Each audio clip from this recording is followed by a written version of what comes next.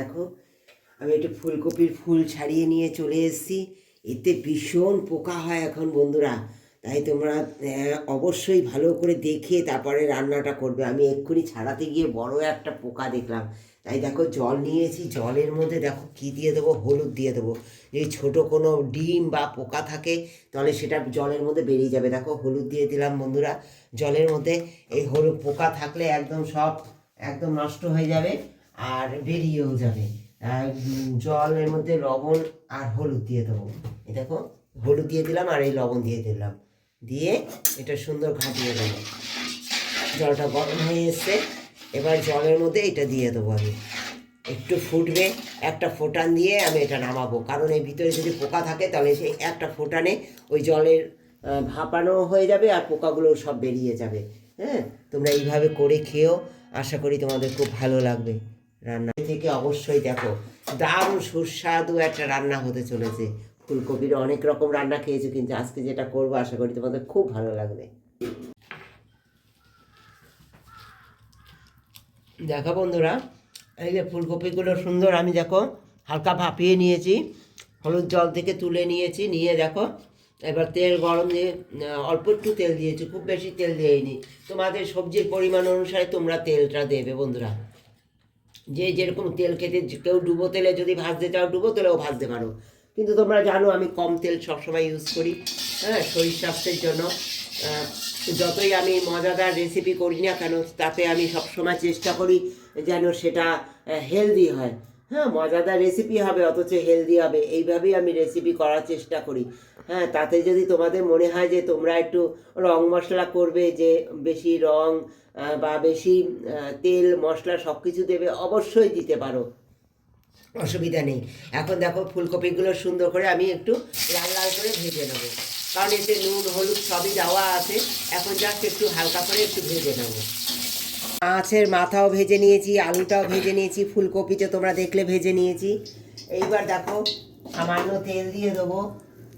কেন সামান্য তেল দিচ্ছি, তোমরা তো জানো সব কিছু ভেজেছি, অতএব বেশি তেলের প্রয়োজন নেই। তোমরা যদি বেশি তেল খেতে চাও অবশ্যই বেশি তেল দিতে পারো। আমি অল্প তেল দিয়ে দিলাম।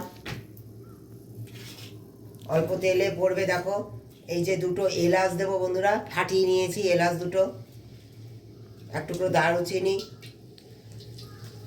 তেজপাতা আর একটা গোটা শুকনো লঙ্কা।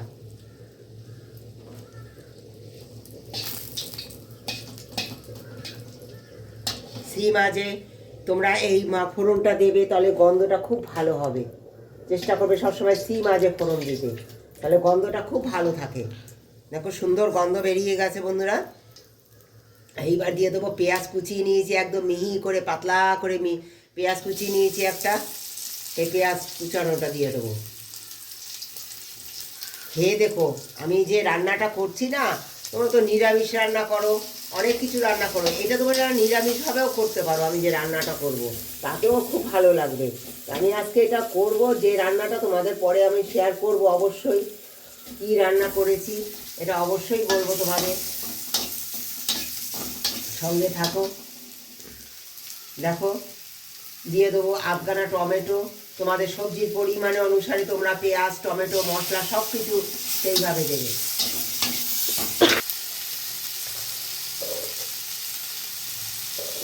দেখো বন্ধুরা পরিমাণ মতো লবণটা দিয়ে দিলাম, তাড়াতাড়ি পেঁয়াজটা নরম হয়ে যাবে। দেখো বেশ গন্ধ বেরিয়ে গেছে সুন্দর, আর পেঁয়াজটা বেশ নরম হয়ে এসছে। এই অবস্থায় দেখো দিয়ে দেবো আদা বাটা, এই চামচের 1 চামচ আদা বাটা দিলাম। দিয়ে দেবো 1 চামচ রসুন বাটা। তোমরা মশলা বেশি খেতে চাইলে আমি বারবার বলছি তোমাদের, অবশ্যই তোমাদের সবজির পরিমাণ অনুসারে তোমরা মশলা ইউজ করবে বন্ধুরা।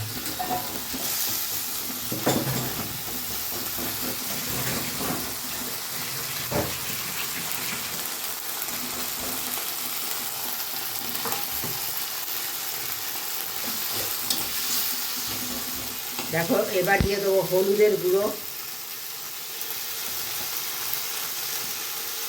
পরিমাণ মতো হলুদের গুঁড়ো দিলাম।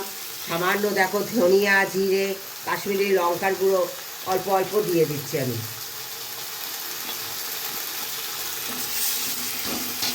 অল্প জল দেব, জল দিয়ে শুকনো মশলা দিয়েছি যেহেতু, তাই অল্প জল দিয়ে মশলাটা সুন্দর কষাবো। এই সময় কি দেবো তোমরা আমার সঙ্গে থাকো। দেখো এই মশলা কষাতে কষাতে এই সময় দিয়ে দেবো আমি, দেখো এই যে গোবিন্দভোগ চাল আমি ভিজিয়ে রেখেছিলাম, এই গোবিন্দভোগ চালটা অবশ্যই তোমরা চেষ্টা করবে রাতে ভিজিয়ে রাখতে, খুব তাড়াতাড়ি তাহলে গলে যাবে। এইটা এই মশলা কষতে কষতে এটা সুন্দর কষানো হবে আর ভাজা ভাজা ভাবটা হয়ে আসবে। এইটা দিয়ে আমি সুন্দর মশলাটা কষাবো। আমি কিন্তু টিস্পুনের 2 টিস্পুন আমি গোবিন্দভোগ চাল ভিজিয়েছিলাম। তোমাদের যদি বেশি সবজি হয় তাহলে তোমরা একটু বেশি দেবে গোবিন্দভোগ চালটা দিয়ে সুন্দর করে কষাবো এটা। দেখো বন্ধুরা একদম ভাজা ভাজা হয়ে গেছে, বেশ সুন্দর মশলাটা কষেও গেছে, আর দেখো সুন্দর দেখো লাল লাল করে ভাজা হয়ে গেছে গোবিন্দভোগ চালটা। হ্যাঁ, এই অবস্থায় দেখো আমি ফুলকপিগুলোও দিয়ে দেবো, ভেজে রাখা ফুলকপি। আমি আলুটাও দিয়ে দিয়েছি বন্ধুরা এই অবস্থায়, তাহলে আলুটা কী হবে বলো তো, ভাজা সিদ্ধ হয়ে যাবে, তাই আমি ওই সময় দিয়ে দিয়েছি। তোমাদের অফ ক্যামেরায় তোমরা কিছু মনে করো না, ক্ষমা করে দিও, দেখাতে পারিনি।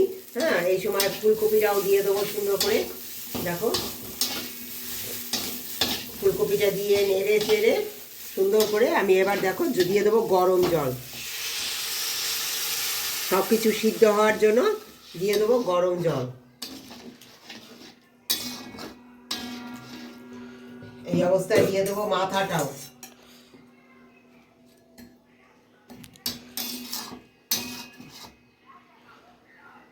সুন্দর করে এটা জাল দিয়ে নেবো সিদ্ধ হওয়ার জন্য বন্ধুরা। 2 মিনিট জাল দিলে এটা সুন্দর সিদ্ধ হয়ে যাবে সব কিছু। 2 মিনিট পরে ফিরে আসছি তোমাদের সঙ্গে। দেখো বন্ধুরা একদম সব কিছু গলে গেছে, তোমরা দেখো একদম সব কিছু সুন্দর গলে গেছে, আমার আলুও গলে গেছে, চালটাও গলে গেছে, দেখো সুন্দর গলে গেছে, চালটাও খুব সুন্দর গলে গেছে। হ্যাঁ, 2 মিনিট জাল দিয়েছি যেহেতু ভিজিয়ে রেখেছিলাম, দেখো সুন্দর গলে গেছে চালটাও। এবার দেখো দিয়ে দেবো একটু চিনি বন্ধুরা, অল্প একটু চিনি দিয়ে দিলাম, দিয়ে দেবো একটু ঘি,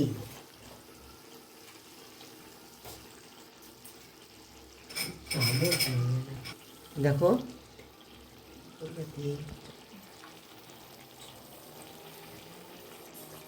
দেখো একদম অল্প একটু ঘি দিলাম, তোমরা বেশি চাইলে বেশিও দিতে পারো।